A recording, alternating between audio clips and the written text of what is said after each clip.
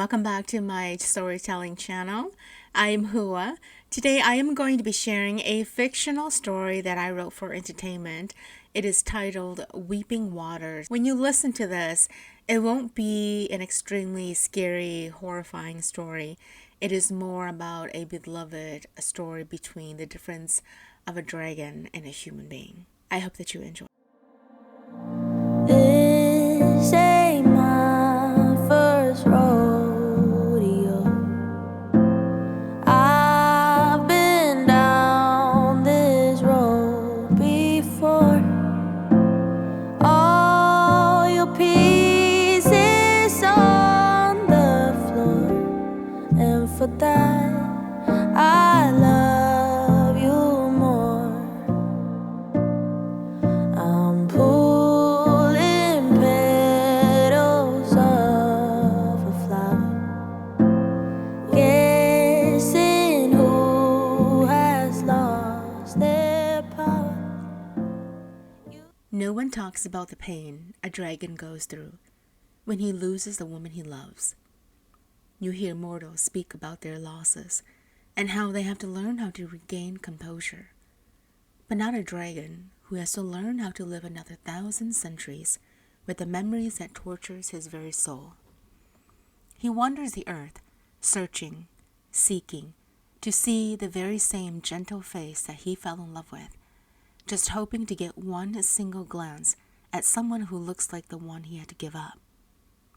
All I know was that she was the definition of perfect, and if I could, I would exchange everything for her. I would give up everything I owned, my very golden breath, to hold her once again in my arms. But if it were that easy, I supposed even the gods of my time would have done it. Yet here they are, drinking wine, drowning in their own pain, pretending to not feel anything as they lecture me about mine. How low of them. It's mind-blowing how they can pretend to be so pure in justice when all they yearn for is the very human soul they could not have. The delicate memories they have tucked away in their very dragon souls is something I cannot reach. But because I have loved a mortal, I know exactly the very dark thoughts that linger inside their minds. In the end, we are all tortured dragons who roar flames of love that burn our throats. Her name was Mayang, and I'd seen her lived and seen her die. I witnessed her greatest moments of life, watched her blossom from a lanky child into a woman of virtue. I watched her cry at the river where boys broke her heart and sat with her as she wept at the graves of her parents. She was everything to me, and I was there for every single moment of her life. I was her protector, her shield, her sword, her compass. Yet she would only come to know me in dreams once and never ever feel the touch of my hand again. She would never hear my actual deep voice that vibrated from the back of my throat, and she would never see the vast kingdom I danced in. She would see me as a poor sailor who wept at the waters where he carried no fish home and looked up at the starless sky and made empty wishes. She would come to know me as a man who could somehow turn tears into diamonds and gift her strange shells from a land with a name she couldn't repeat. She would see me as a vision that haunted her dreams and nothing more.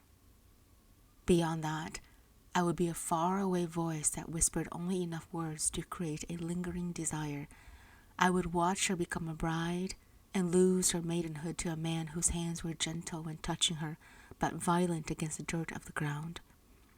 I would witness her womb grow with the seed from the man who had every right to touch her, and her body give birth to children whose eyes looked like hers.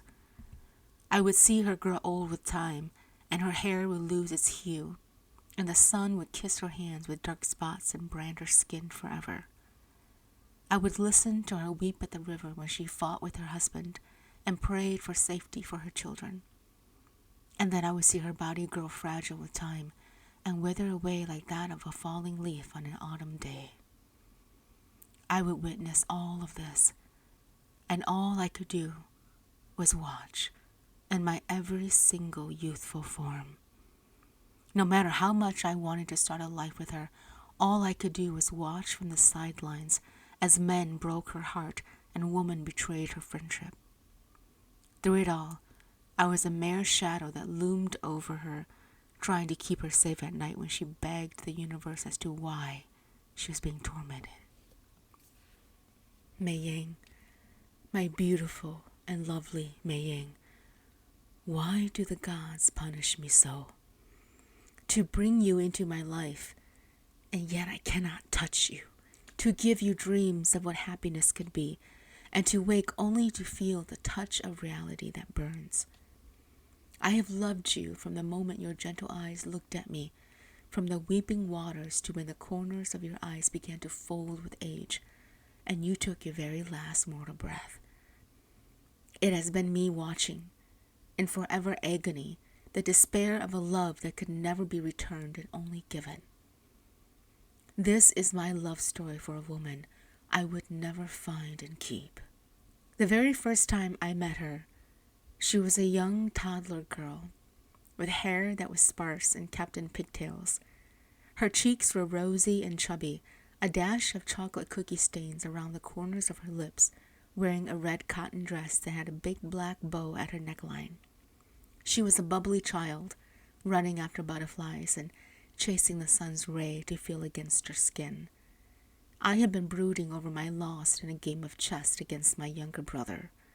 The master had become the student, and I was licking my wounds when the appearance of this toddler seemed to win over my dark mood.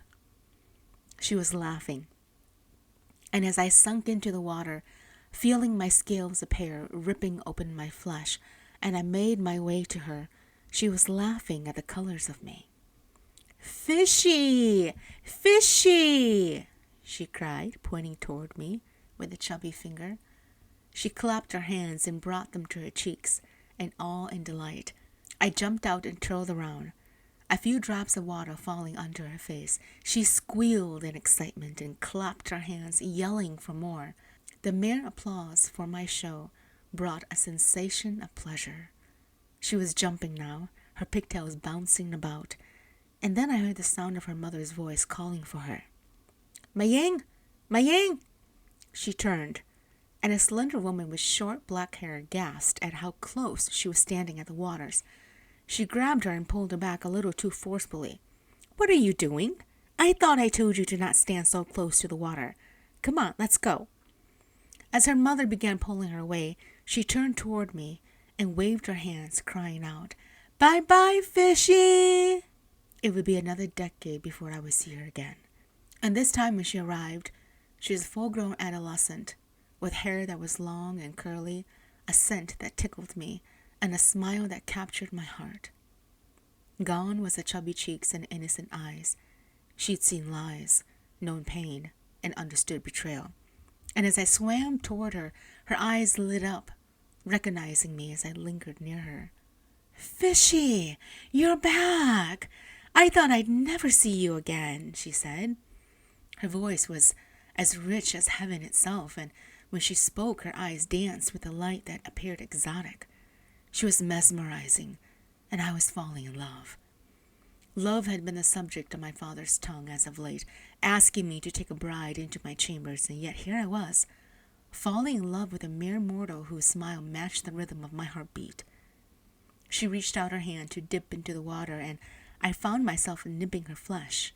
She yelped and pulled back instantly, making a face as she sucked on her finger. Oh, how I wish I could do that kissing for her. "You're mean, fishy." As she said this, her name was being called through the wind, and a handsome man appeared behind her. The jealousy that roared within me filled me something fierce. He came to her and pulled her to a standing position, where he kissed her, and the anger in me heightened to a crazed emotion. Before I could control myself, I whipped my tail against the water, and it rained on them, forcing them to separate. "What the hell?" the man cried as he moved away from her and looked about, trying to figure out what had just happened. "Was that rain?" she asked, just as confused. "I don't know, but that was weird. Come on," he said as he grabbed her hand. "Let's go." And she left without a single word of farewell to me. It left me broken, And as I made my way back home, I suddenly felt defeated by a human who would age and die. Bye, fishy! When I heard this, I turned around and saw her standing at the shore, waving her hand out to me with a smile that made my heart ache. Bye, fishy! When I would see her again, I would appear as a poor sailor before her. She was now a grown woman, hips widened, her eyes mature, and her body a canvas waiting for me to paint on. She came alone, her hair longer than I'd remembered, and when she sat down to pull out a flower-covered journal to write, my bare feet touched the sands, carrying a few fishes over my back. The straw hat tilted on my head, a sand-colored shirt with the first few buttons left open, and my dark eyes that held her image forever embedded appeared before her. You are incredibly brave to be writing out your heart's desire in such an open place, I said. She looked up at me, her eyes playing against the sun's light, and a soft smile appeared on her beautiful face. How can I not? In a place as beautiful as this, only then can the pen within me be freed. In that moment, I fell deeper in love with her. She gave me a soft smile, and that was when I decided to break the rules of all I knew and mark a brand on her. You are one of the most incredibly beautiful women I've ever seen. How can such dark thoughts consume your mind? I asked. She let that thought ponder for a bit, and then she replied, Are you implying that beautiful people do not know how to feel? Of course not, I said quickly. I should hope that someone as beautiful as you has someone to lean on in times of need. She closed her book and stood up. She was shorter than I thought, coming only up to my chest, but if I were to hold her, she'd be the perfect height. The shine in her eyes told me that they were not from the sun's light, but from a deep pain within her soul that burned. Pain is pain. You cannot hide it no matter what your face looks like. You can try to run from it, but in the end, it will catch up to you and still curse you with its wrath. How the gods created us to appear does not mean we will live the life as grand as how we look. I smiled, touched. And when you look at me, what do you think I know about when it comes to pain? She cocked her head to the side, and a lopsided grin appeared. I don't know. It would be unethical of me as a person to assume such thoughts. But if I were to guess, I'd say you have the best of both worlds. You need not a lot to survive, and yet you have probably lived better than me. Her words made my heart sink, and I felt an instant connection to her. I had watched her as a child, to an adolescent, and now as an adult. I felt my entire world revolved around her. Can I share something with you? Would that be all right? She thought a moment and then nodded. I set down the fish to the side and crossed my arms, moving closer to her. We all have a story to tell the world. Yet, when we are asked to live it well, we jump back, afraid that if we do the things our heart desires most, we would be facing what we fear. It is not what we fear that holds us back. It's the thought of us actually living our fear that makes us draw back and continue to watch only from the side. Suddenly her eyes brimmed with tears, and she looked away from me. You're a stranger, a complete stranger, yet you have woven together words that touches me deeply, more so than anyone on earth before. She returned her gaze to me. I'm sorry. My name is Mayang. She extended her hand to me.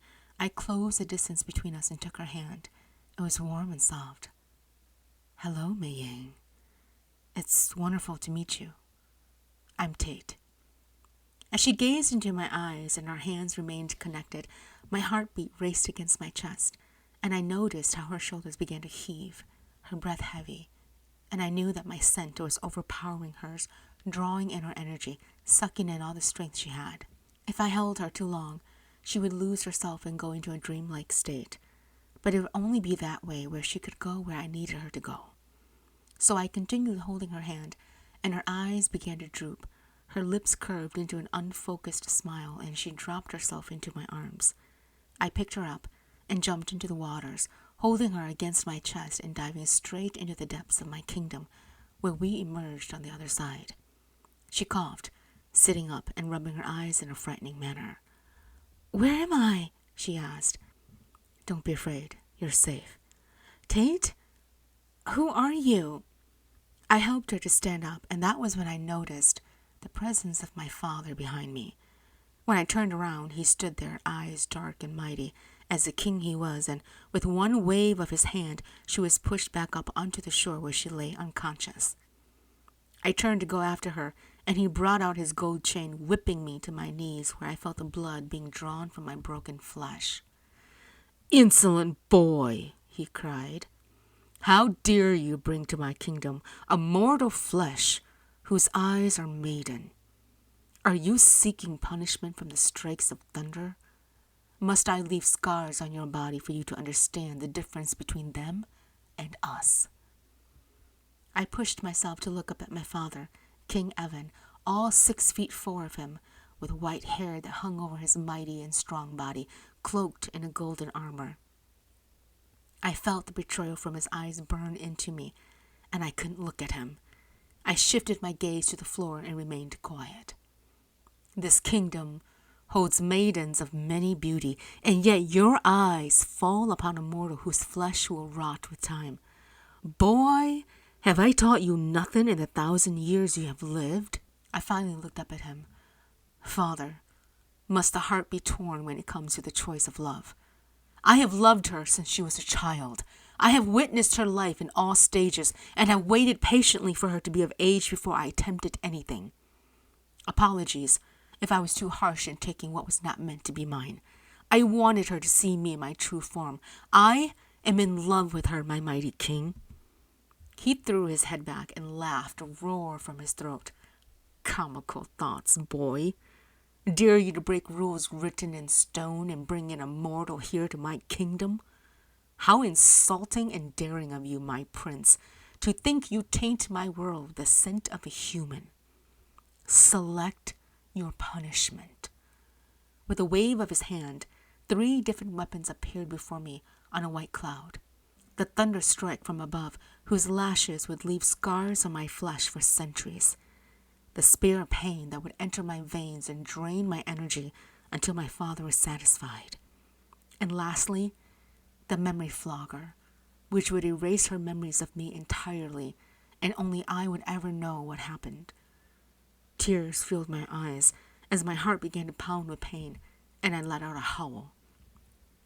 Please, Father, do what you will, but do not, I beg of you, do not erase her memories of me. Laughing, he used his long wand to tilt my chin up to look at him. Fear is a weakness that will leave you worthless, my boy. You have shown too much of it to me, and you have lost your way in upholding your honor and glory. One punishment is not enough for you to learn.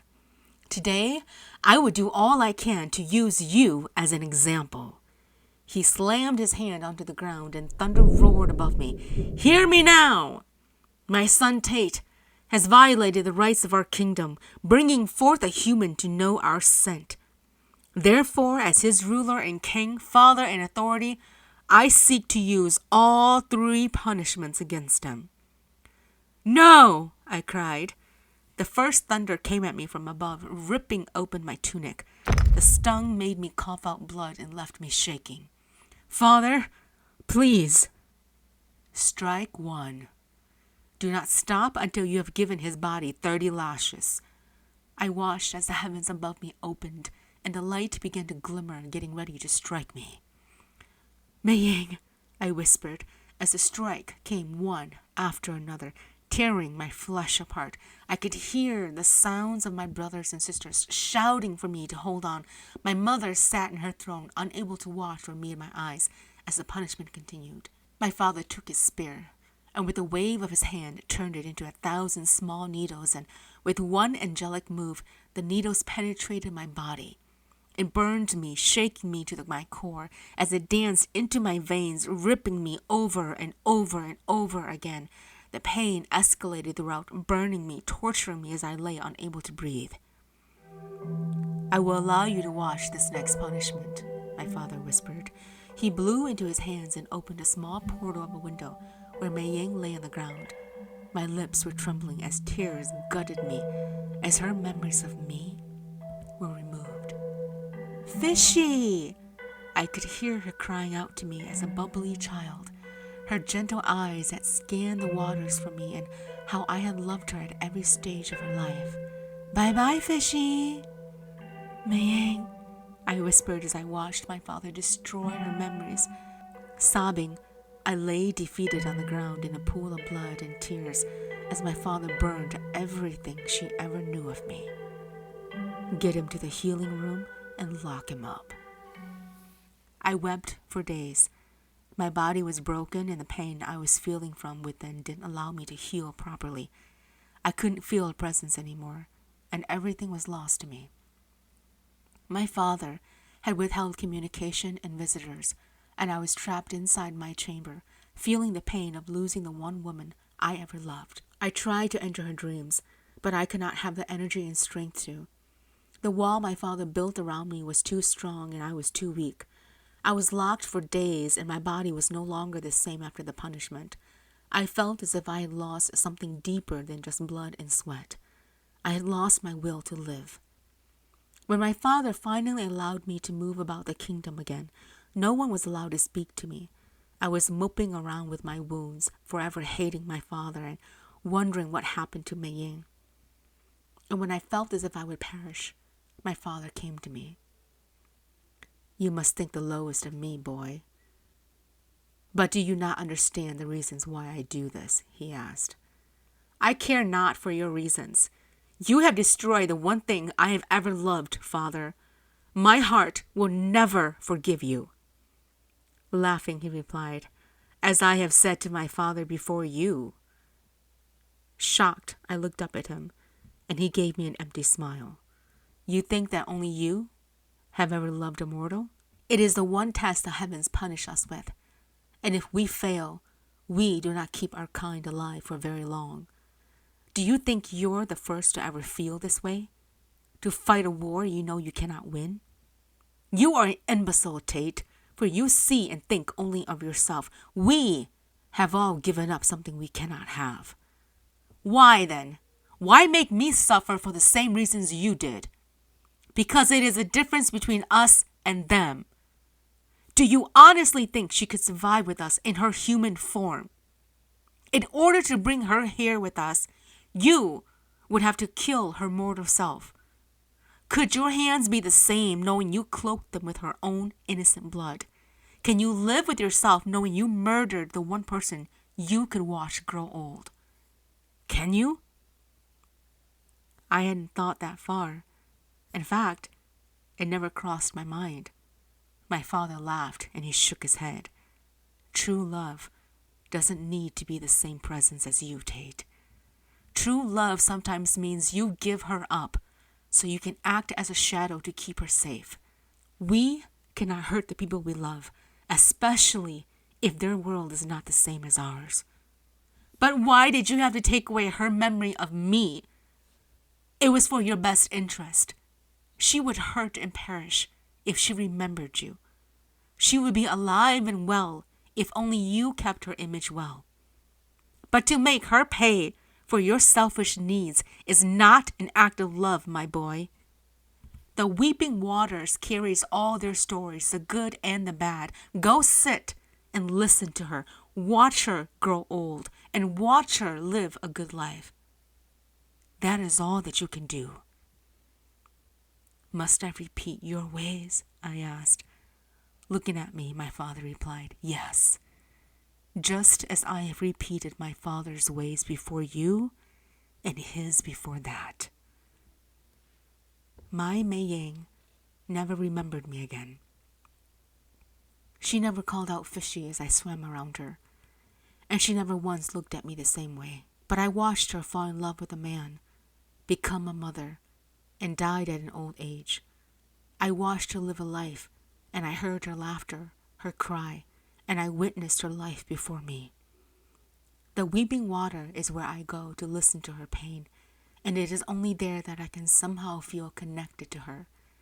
She and I would never be able to be together, and for every 100 centuries after she died, I sat and I listened to the weeping tales she told the waters about the pain a human suffers from. I swallowed it and I wait to hear another human who comes to share their tales of woes, just like my perfect Mayang.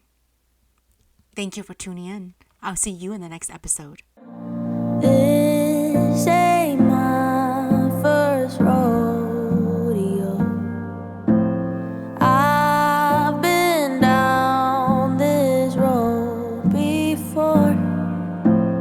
All your pieces on the floor, and for that I love you more. I'm pulling petals of a flower, guessing who has lost their power. You say me and I say you. I'd like to tell you the truth. Baby, it's what I do. Baby, it's so cruel. But you won't ever be alone. I can get a little angry, be a little dangerous. No matter what, I do it all again for us. I can be the one who breaks you, be the one who builds you up. You'd be surprised how many lines I cross, how many lines I cross for love. I can make your tower fall, every brick and every wall, all of your defenses gone. At the end, just holding on. Baby, it's what I do. Baby, it's so cruel. But you won't ever be alone.